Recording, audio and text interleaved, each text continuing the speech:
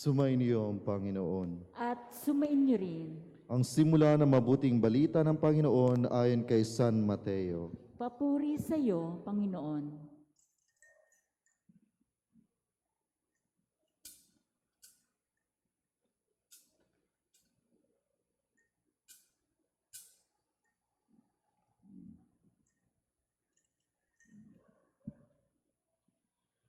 Ito ang lahi ni Jesucristo na mula sa angkan ni David, na mula naman sa lahi ni Abraham.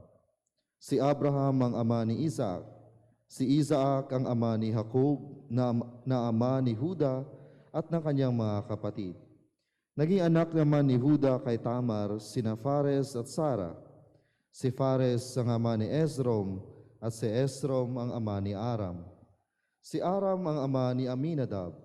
Si Aminadab ang ama ni Naason, na ama naman ni Salmon. Naging anak ni Salmon kay Rahab si Boaz. At naging anak naman ni Boaz kay Ruth si Obed. Si Obed ang ama ni Hese, na ama ni Haring David. Naging anak ni David si Solomon sa dating asawa ni Urias. Si Solomon naman ang ama ni Roboam. At si Roboam ang ama ni Abias. At si Abias ang ama ni Asa. Si Asa ang ama ni Josaphat. At si Josaphat ang ama ni Horam, na siya rin namang ama ni Ozias. Itong si Ozias ay ama ni Hotam, na ama ni Akas. At si Akas ang ama ni Ezekias. Si Ezekias ang ama ni Manases. At si Manases ang ama ni Amos, na ama naman ni Hosias.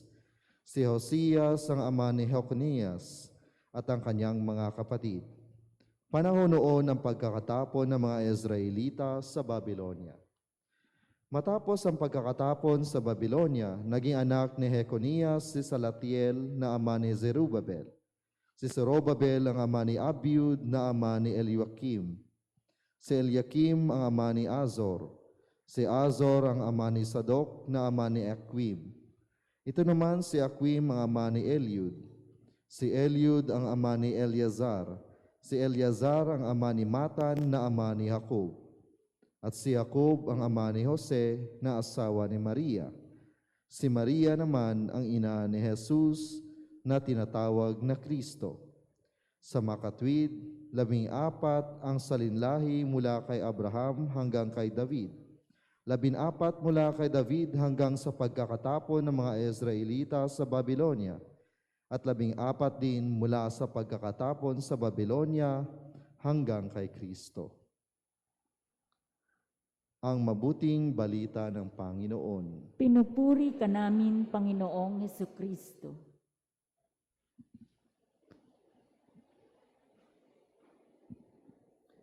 Magandang umaga po sa ating lahat.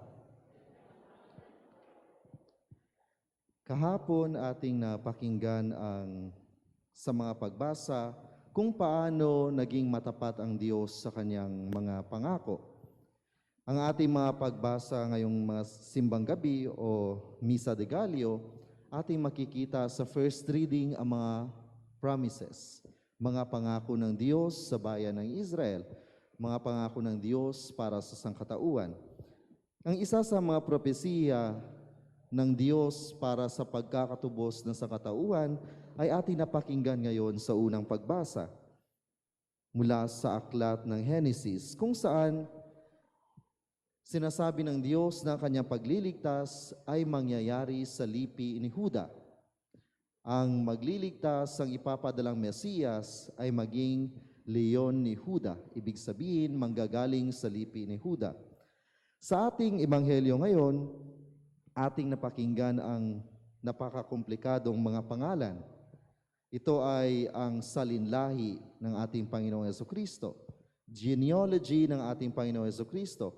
Kung ating i-trace din ang ating family tree hanggang sa pinakadulo, ay makikita din natin ang ganitong sistema na kung sino ang anak ng sino ang tatay ng ating tatay, ang lolo ng ating lolo. Ito ang nangyari sa salinlahi ng ating Panginoong Jesucristo. Ano ang makikita natin sa ating ebanghelyo ngayon? ating nakita sa mga komplikadong pangalan na ito ang both mabubuti at hindi mabuting genealogy o salinlahi ng ating Panginoong Jesucristo. Sa mga ninuno ng ating Panginoong Jesucristo, mayroong mga mabubuti. Sina Abraham, sina Isaac, sina Jacob, Huda. Ngunit ating makikita later on na mayroon ding pagkukulang, mayroon ding imperfections ang iba pang mga ninuno ng ating Panginoong Jesucristo. Titingnan na lang natin ang ibang mga pangalan. Sa genealogy ng ating Panginoong Jesucristo, meron lamang 5 pangalan ng babae. Ating matatandaan noong unang-una, ang mga babae ay walang masyadong role sa society, sa lipunan. 5 lamang ang pangalan na na-mention. At 4 sa mga na-mention ng mga babae na ito ay pawang hindi maganda ang reputasyon. Either sila ay stranger, ibig sabihin hindi sila mga totoong Israelita, o maaaring masasamang babae sa lipunan. Ibig sabihin, mayroong masamang reputasyon sa lipunan. O maaring sa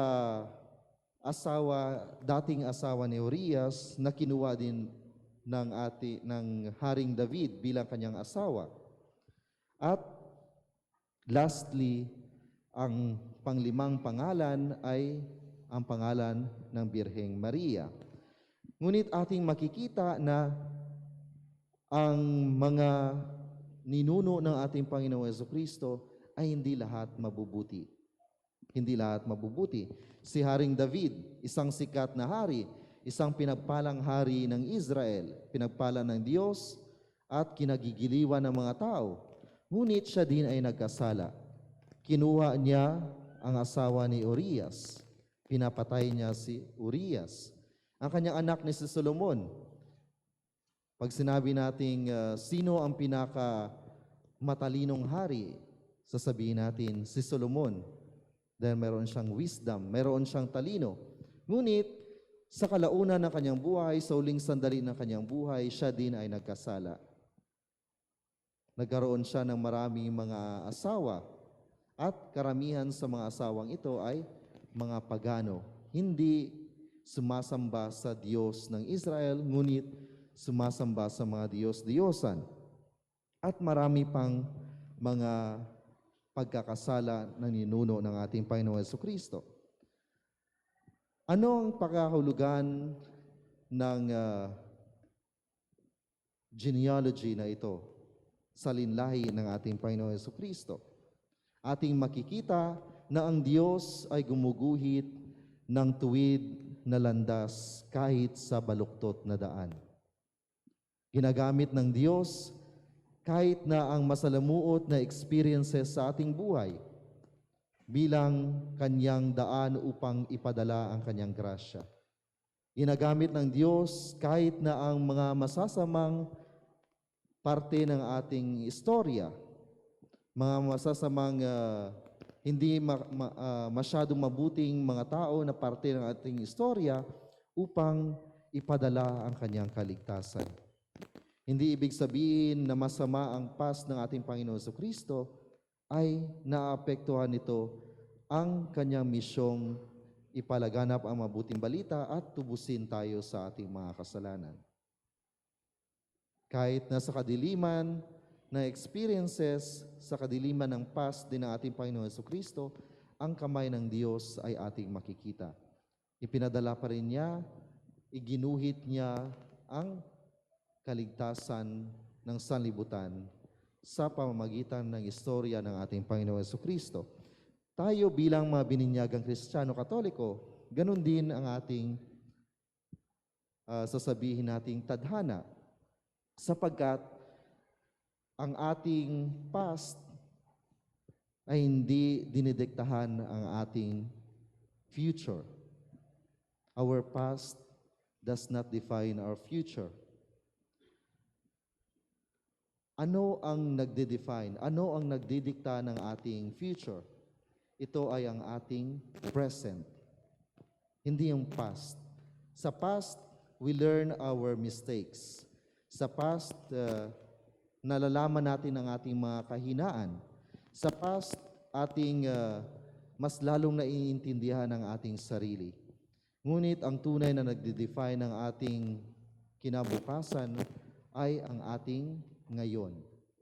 At ano ang ating ngayon? Christ is the one who defines our future.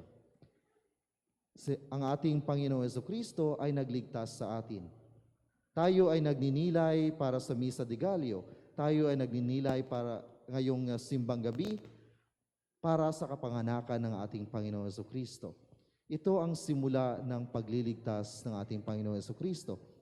Ang kanyang kapanganakan, ang kanyang buhay, ang kanyang pagpapakasakit, ang kanyang muling pagkamatay at muling pagkabuhay ay siyang nag-define ng ating future.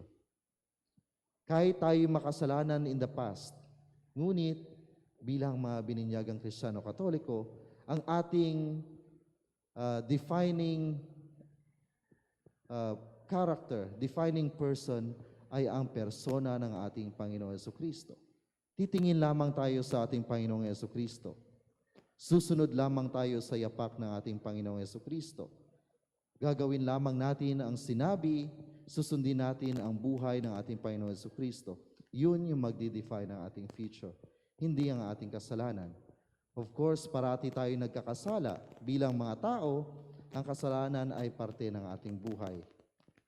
Ngunit, sa ating pagbabalik loob sa Diyos sa araw-araw, sa ating acknowledge ng ating kasalanan araw-araw, sa ating paglapit sa Diyos, paghingi na kanyang awa at paghingi na kanyang grasya, yun ang nagde-define sa atin. Hindi ang ating kasalanan. Hindi ang kasalanan ng ating mga ninuno. Hindi ang masalimuot, hindi ang madilim na past ng ating pamilya, ng ating mga ninuno, ng ating mga angkan. Kundi, ang nagde-define ngayon ng ating future ay ang ating Panginoon Jesucristo lamang. Nawa sa ating pagninilay ngayong simbang gabi o Misa de Gallo, ang ating parating titingnan ay ang ating Panginoong Jesucristo. Napako sa krus, nag-offer ng kanyang pagmamahal sa sanlibutan. Iyon ang ating titingnan, iyon ang ating pagninilayan. Ang Kristong dumating sa sanlibutan upang ialay ang kanyang buhay, upang tubusin tayo sa ating pagkakasala.